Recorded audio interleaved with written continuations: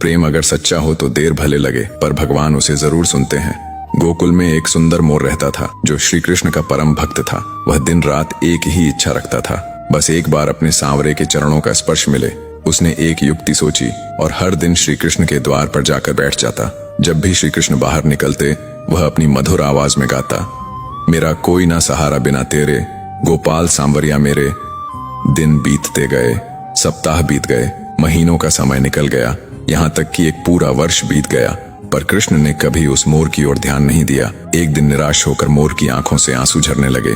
उसी समय एक चंचल मैना वहां से गुजरी और यह दृश्य देखकर ठिठक गई। वह बोली, हे मोर, कृष्ण के द्वार पर कोई रो रहा है, यह तो आश्चर्य की बात है।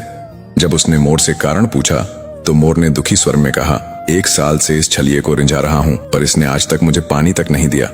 मैना मुस्कुराई और बोली, मैं बरसाने से आई हूँ, चल मेरे साथ, राधे रानी दयालु हैं, वे तुझ पर अवश्य कृपा करेंगी। मोर ने उसकी बात मान ली और दोनों उड़ चले बरसाने की ओर। वहां पहुंचकर मैना ने गाना शुरू किया, राधे राधे बरसाने वाली राधे। पर मोर तो वही पुराना भजन गा रहा था, मेरा कोई न सहारा बिना तेरे, गोपाल सांवरिया मेरे।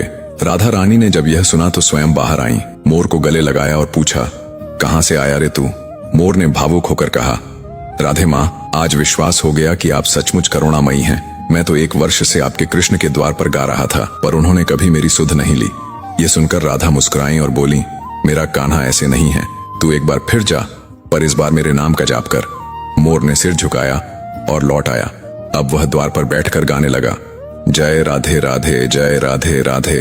तभी कृष्ण जी भीतर से दौड़ते हुए आए, मोर को गले लगाया और बोले, कहाँ था तू रे मोर? मोर मुस्कुराया और बोला, वाह रे छलिए, तेरे नाम से पुकारा तो नहीं सुना, पर राधे का नाम लिया तो दौड़ पड़ा। कृष्ण हंसे और बोले, यह तेरा सौभाग्य है कि तूने राधा का नाम लिया, इसलिए मैं तुझे वर देता हूँ, जब तक यह सृष्टि रहेगी तेरे पंख मेरे मुकुट की शोभा बनकर सदा मेरे साथ रहेंगे, और जो भी राधा का नाम लेगा वह सदा मेरे हृदय के निकट रहेगा। प्रेम से बोलो राधे राधे।